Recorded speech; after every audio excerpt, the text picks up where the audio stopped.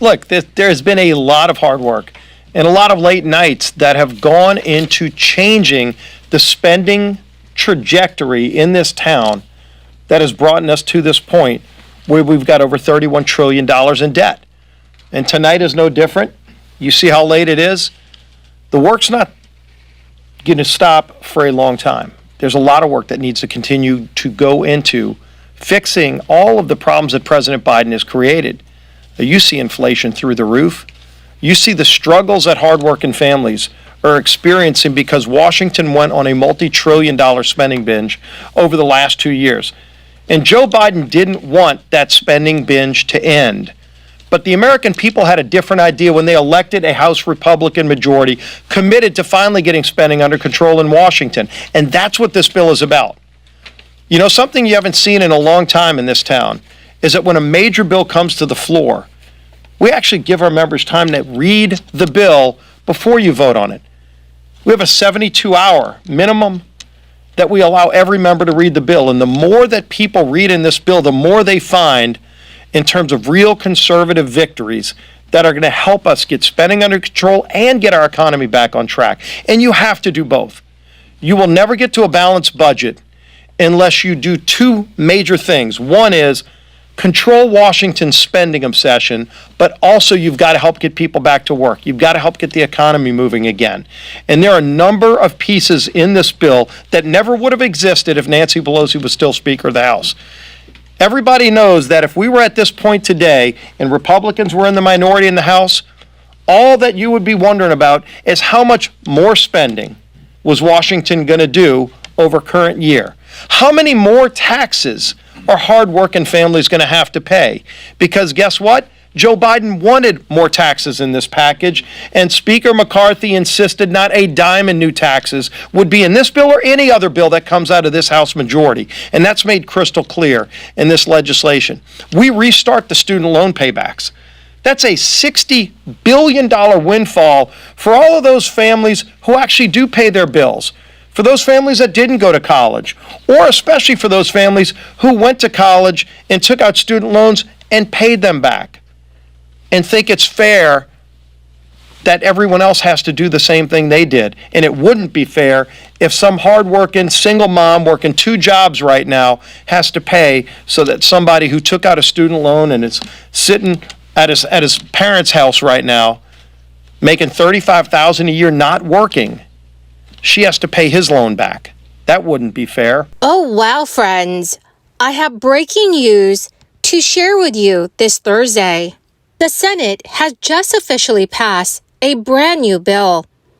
The legislation is now being sent over to President Biden's desk for his signature. This will mark the end of a possible debt default this year. But several GOP lawmakers have noted that this bill will lead to several changes in taxes, monthly benefits, and more. My dear friends, please make sure that you watch until the end of this video to hear about all of the details. Also, I will be announcing several winners this coming Friday for the Walmart gift card giveaway. If you would like to enter these weekly giveaway, friends, all you have to do is click and like several of my videos, and then comment below the keyword of each video that you watch. The more videos that you comment on, my friends, the greater your chances of winning the giveaways. Now, friends, the Senate just passed a bill. After 4 months of contentious debate, Senate lawmakers voted to send a compromise bill to President Biden's desk that extends the government's borrowing authority until January of 2025. This legislation officially staves off a potential default next week. A large bipartisan majority of the Senate voted 63 to 36 to approve the bill, which passed the House of Representatives on Wednesday night. The normally slow-moving chamber raced through a dozen votes in just over 3 hours. Senate Majority Leader Chuck Schumer stated on the Senate floor, "By passing this bill, we will avoid default tonight. America can breathe a sigh of relief. For all the ups and downs and twists and turns it took to get here, it is so good for this country that both parties have come together at last to avoid default. Republicans such as Senator Rand Paul and Mike Lee joined Republican defense hawks in voting against the bill. A total of 31 Republicans voted against the measure, including Senate Republican Conference Committee Chairman John Barrasso. Meanwhile, Senate Democrats were not happy about caps on non-defense discretionary spending, tougher work requirements for federal food assistance, and approval of a controversial natural gas pipeline. But the majority of Democrats voted for the bill to avoid a debt default. The bill, which was negotiated between President Biden and Speaker Kevin McCarthy, would rescind some of the funding provided to the IRS in last year's Inflation Reduction Act, but otherwise leaves in place many of the Democratic priorities enacted in the last Congress. It would not impose tougher work requirements for Medicaid recipients, something that President Biden said was off limits, though it would expand work requirements for food stamps and temporary assistance for needy families. Senate Republican leader Mitch McConnell hailed the legislation as a major win for Republicans. The legislation will provide $886 billion for defense, which negotiators described as a 3% increase, and $637 billion for non-defense programs. It would rescind $28 billion in unspent crisis relief funds and enact modest reforms to the National Environmental Policy Act to speed the permitting of energy projects. But several Senate conservatives criticized the bill for not cutting nearly as much off the federal deficit as they had originally advertised.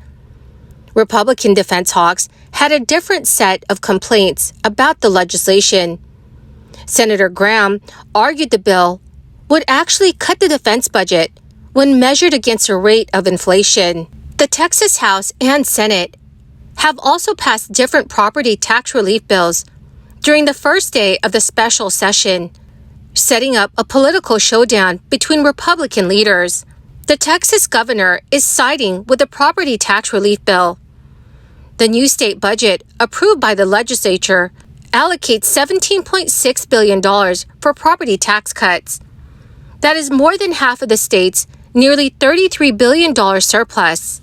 The Senate bill will also raise the homestead exemption from $40,000 to $100,000 for most homeowners, which would provide savings of about $2,800 during the first 2 years of a home, which is valued at $350,000. Alabama families could also soon pay less at the grocery store after lawmakers today voted to remove half of the 4% state sales tax on groceries. Lawmakers unanimously gave final approval to the long-sought legislation. It would gradually remove half of the state's 4% sales tax on food by September 1st, 2024, provided there is enough revenue growth to offset the loss. The bill now goes to Alabama Governor Kay Ivey. Alabama is one of only 3 states that tax groceries at the same rate as other purchases. Well, my beautiful and most amazing friends, that is the end of my daily stimulus update video for this Thursday. My dear friends, I will be announcing several winners tomorrow for the Walmart gift card giveaway. If you would like to enter the giveaway, all you have to do is click and like several of my videos and then comment below the keyword of each video that you watch.